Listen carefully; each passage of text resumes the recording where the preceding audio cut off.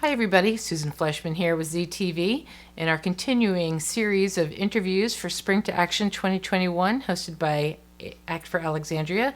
Today I'm joined by Katie Brooks, who's the Public Relations and Communications Director for the Alexandria Soccer Association. Katie, welcome. Thank you. Thanks so much for Yeah, having me. I'm sure. excited. We're thrilled to have you here. Why don't you just start by telling us a little bit about the Alexandria Soccer Association? What do you guys do over there? Yeah. So, Alexandria Soccer Association, also known as ASA around the community, provides soccer and futsal programming for just about 6,000 children and adults around Alexandria. We've been around for technically 51 years. Last year was our 50th anniversary, although because of COVID-19, we are still celebrating this year. And so our goal is to ensure that every child who wants to play has access to soccer, futsal, active programming to keep them healthy, happy, moving, and engaged in the community. So we do that with year-round programming of all different types for all skill levels, and we offer a variety of free programming because we want to make it sure soccer and play is accessible, and then have everything up to very comprehensive travel soccer. Wow. Yeah, Yeah. let's hope we get back to that pretty soon. And what you mentioned it already, but like, what were some of the real challenges that you faced because of the pandemic in 2020? Yeah. The biggest thing for us was having to pause all programming, of course. And so immediately losing access to the kids and them losing access to physical activity, interaction with positive adult role models, interaction with friends. And so it was really hard. We immediately transitioned to online, which was a great alternative, but it is different, interacting with kids and Yeah. holding movement activities and trying to juggle and do soccer activities through a screen.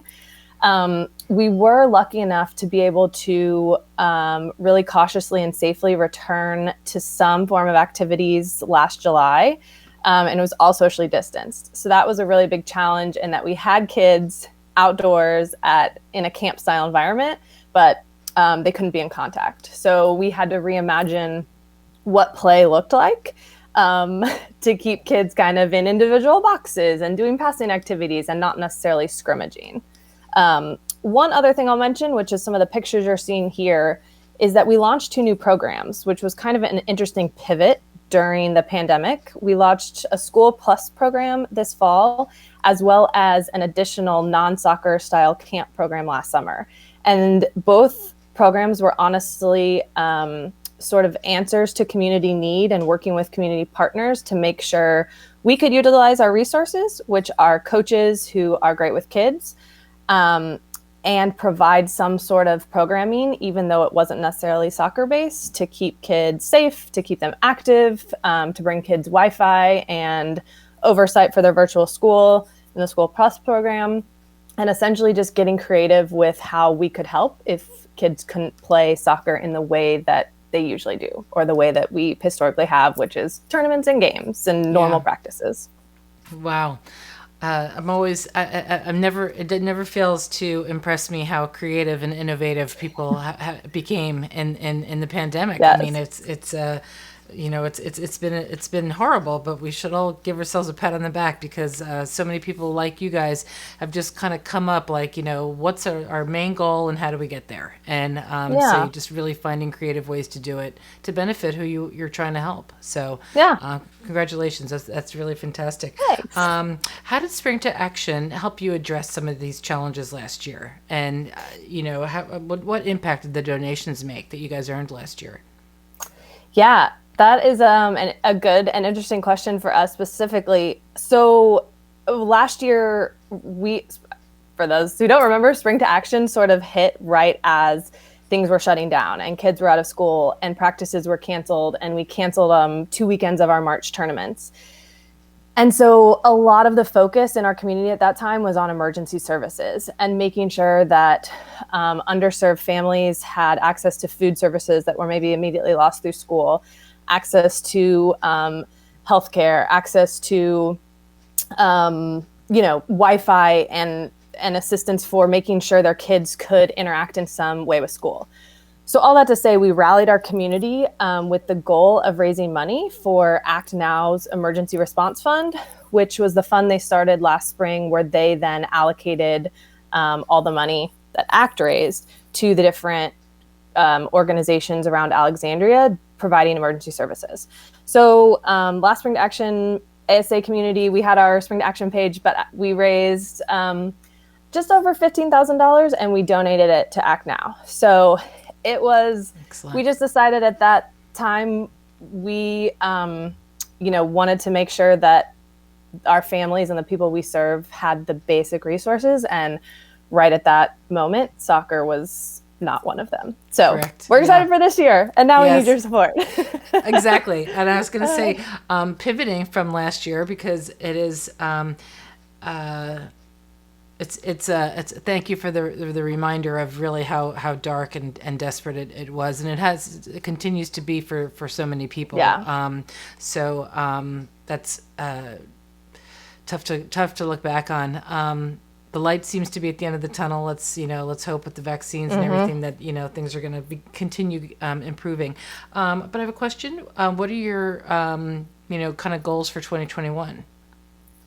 Yeah, our goal for this year is to hopefully host as much programming as we're able to do. We are really fortunate that our whole soccer community has been really flexible and patient, and they understand that there are different rules to follow. And for example, at different soccer activities, spectators have to stand outside the fence, which is hard, and all spectators and coaches wear masks. And if kids get to play soccer while that happens, it's totally fine. And so huge shout out to everyone who's just been so supportive and wonderful, and being like, thank you for offering this program. We will do our part to, allow kids to keep playing. So our goal is that continues to happen, that, as you said, hopefully the light is at the end of the tunnel, and people remain healthy and kids get back to school fully. It's been hard to watch how the pandemic has affected kids, and then it's so great for them to have an outlet on the field, but we want them to have more outlets with friends and teachers and, right. Other opportunities. So sure. Our hope is that all that continues and that we're able to continue offering programming. We're just now this spring getting able to relaunch our free after school league at William Ramsey, which kicks off next Wednesday. We had to pause all of our free sort of Title I after school programming because the kids were in school. So our other kind of hope is to continue to go big with that and be back full in the fall and offering all kinds of play for kids. It's so great to be able to say that we have plans, for the fall. It's like, at least such a relief. Plan to and know what you're planning for, because a lot of last year was like, we're planning for something, but we don't know what it might look like yet. Yeah, exactly. With these plans that are fantastic, what do you want your donors and your community supporters to know, or even say somebody who's looking at this and it wasn't familiar with your association, how can people help you? Yeah.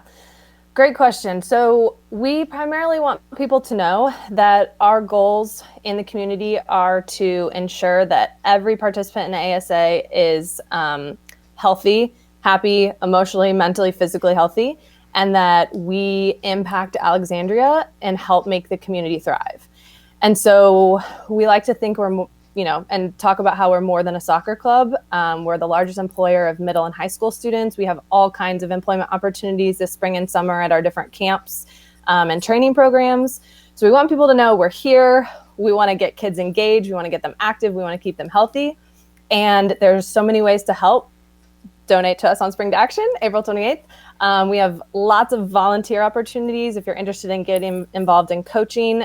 We have lots of paid opportunities if you're interested in getting involved in coaching. And some of them are not soccer specific. This summer we'll be back with our Camp Alex summer camp, which is an activity-based camp with games, crafts, nature things. It's not even soccer based. So reach out. We are big on community engagement and community involvement, and are always happy to welcome more people who want to help and impact the community into our ASA family. Well, that sounds great. You have a lot of opportunities for people who want to help. That's just fantastic. And the best way to reach you is to go to your website, and that's alexandria-soccer.org, and it's right there on the Yep. screen. And finally, Katie, I want you to repeat after me and then fill in the blank. I spring to action because... I spring to action because I think it's so important for kids to learn life skills like leadership, teamwork, adaptability, hard work on the soccer field and on the futsal court. And I want to be able to keep providing those opportunities to every kid who wants to play in the greater Alexandria community.